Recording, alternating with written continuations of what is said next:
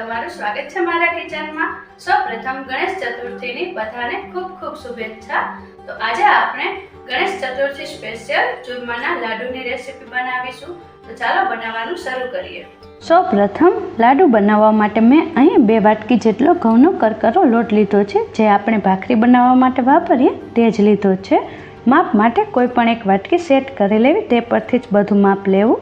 હવે અડધી વાટકી ઘી લીધું છે, અડધી વાટકી ગોળ લીધો છે, અડધી ચમચી જાયફળનો પાવડર અને ડ્રાયફ્રૂટ્સમાં બદામ, કાજુ અને કિસમિસ લીધી છે। ડ્રાયફ્રૂટ તમે તમને ભાવતા કોઈ પણ લઈ શકો છો। હવે એક બાઉલમાં પહેલાં લોટ ઉમેરી દેશું। હવે તેમાં મોણ દેવા માટે 1 પાવરા જેટલું તેલ ઉમેરશું। આપણે 2 વાટકી લોટ લીધો છે એટલે 1 પાવરું તેલ ઉમેરશું। હવે લોટ અને તેલને સારી રીતે મિક્સ કરી લેવાનું છે। તો તમે જોઈ શકો છો કે લોટ અને તેલ બંને સારી રીતે મિક્સ થઈ ગયું છે। હવે આપણે લોટ બાંધીશું, તો તેના માટે આપણે થોડું ગરમ પાણીનો ઉપયોગ કરવાનો છે। લોટ બાંધવામાં ગરમ પાણીનો જ ઉપયોગ કરવો, જેથી આપણા લાડુ એકદમ પોચા બને। હવે પાણી એડ કરીને આ રીતનો એકદમ કઠણ લોટ બાંધી લેવાનો છે। તમે જોઈ શકો છો લોટ એકદમ બંધાઈ ગયો છે। હવે આપણે લોટમાંથી મીડિયમ સાઇઝના મૂઠિયા બનાવી લેવાના છે।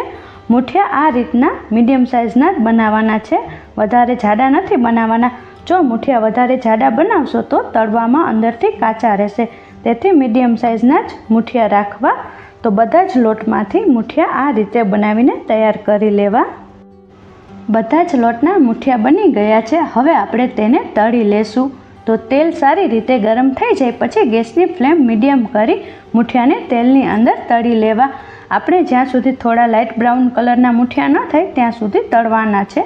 જો તમારે મૂઠિયાને તળવા ન હોય તો માઇક્રોવેવમાં કે પછી તમારી પાસે બાટી બનાવવાનું કુકર હોય તો તેમાં પણ શેકી શકો છો, અથવા તો નોર્મલ ભાખરી બનાવીને તાવડીમાં પણ શેકી શકો છો, તે પણ ખૂબ જ સરસ લાગે છે। તો આપણા મૂઠિયાનો કલર થોડો બદલાઈ ગયો છે। હવે તેને આપણે બહાર કાઢી લેશું। બધા જ મૂઠિયા સારી રીતે તળાઈ ગયા છે। હવે મૂઠિયાને એકદમ ઠંડા થવા દેવાના। તો જ્યારે મૂઠિયા ઠંડા થઈ જાય પછી તેને હાથની મદદથી આ રીતના નાના નાના ટુકડા કરી લેવા, પછી જ તેને મિક્સર જારમાં ક્રશ કરવા, જેથી મિક્સરની જાર ખરાબ ન થાય।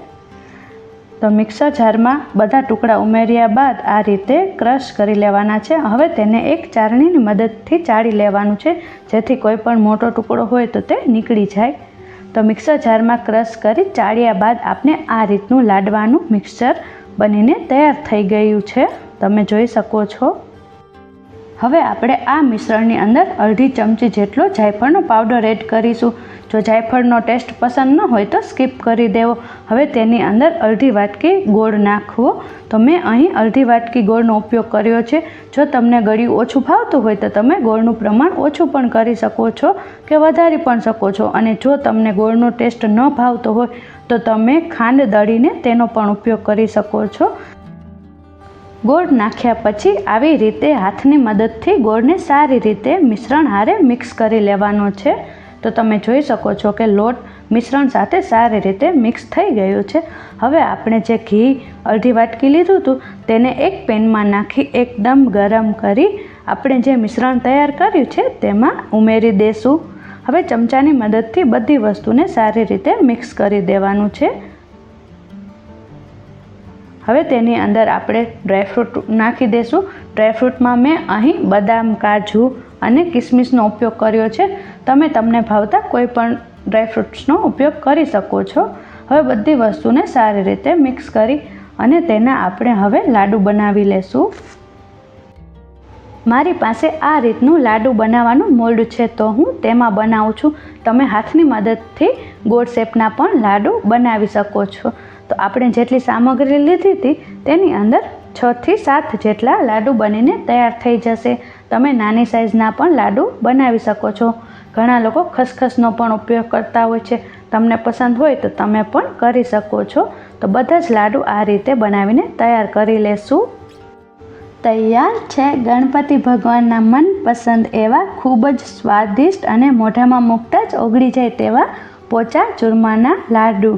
તો આ લાડુ તમે ગણેશ ચોથના દિવસે જરૂરથી બનાવજો કે પછી કોઈ પણ તહેવારમાં બનાવશો, બધાને ખૂબ જ પસંદ આવશે। મારી આજની રેસિપી જો તમને પસંદ આવી હોય તો મારી ચેનલને લાઈક, શેર અને સબસ્ક્રાઇબ જરૂરથી કરજો. ફરી મળીશું એક નવી રેસિપી સાથે. Thank you.